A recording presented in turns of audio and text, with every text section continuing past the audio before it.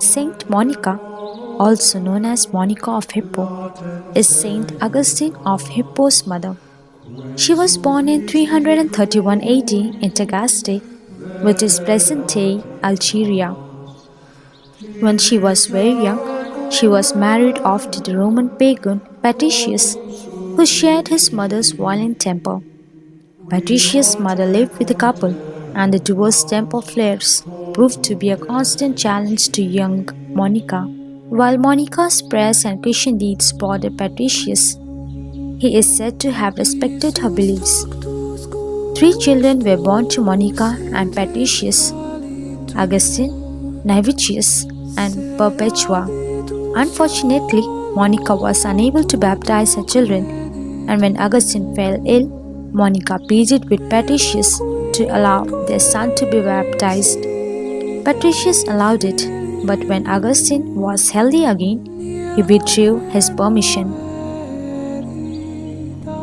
For years, Monica prayed for her husband and mother-in-law until finally, 1 year before Patricius' death, she successfully converted them. As time passed, Perpetua and Navigius entered the religious life, but unfortunately, Augustine became lazy and ungodly. This greatly worried Monica, so when Patricius died, she sent the 17-year-old Augustine to Carthage for schooling.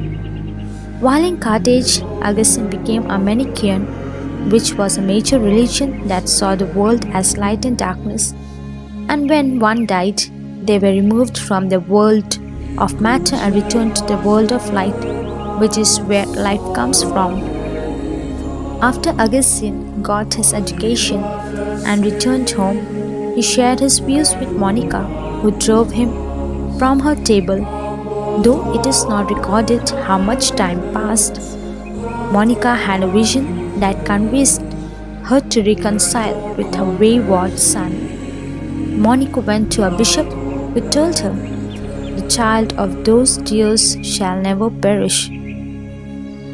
It inspired Monica and followed Augustine to Rome, where she learned he had left for Milan. She continued her pursuit and eventually came upon Saint Ambrose, who helped her convert Augustine to Christianity following his 17 years resistance.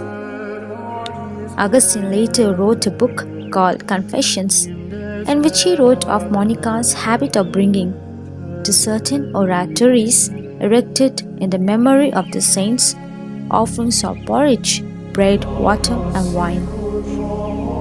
When Monica moved to Milan, a bishop named Ambrose told her wine might be an occasion of gluttony for those who were already given to drink. So she stopped preparing wine as offerings for the saints. Augustine wrote, in place of a basket filled with fruits of the earth, she had learned to bring to the oratories of the martyrs a heart full of purer petitions, and to give all that she could to the poor, so that the communion of the Lord's body might be rightly celebrated in those places where, after the example of his passion, the martyrs had been sacrificed and crowned. After a period of 6 months, Augustine was baptized in the church of St. John the Baptist at Milan. The pair were led to believe they should spread the word of God of Africa. But at the Roman city of Civitavecchia, Monica passed away.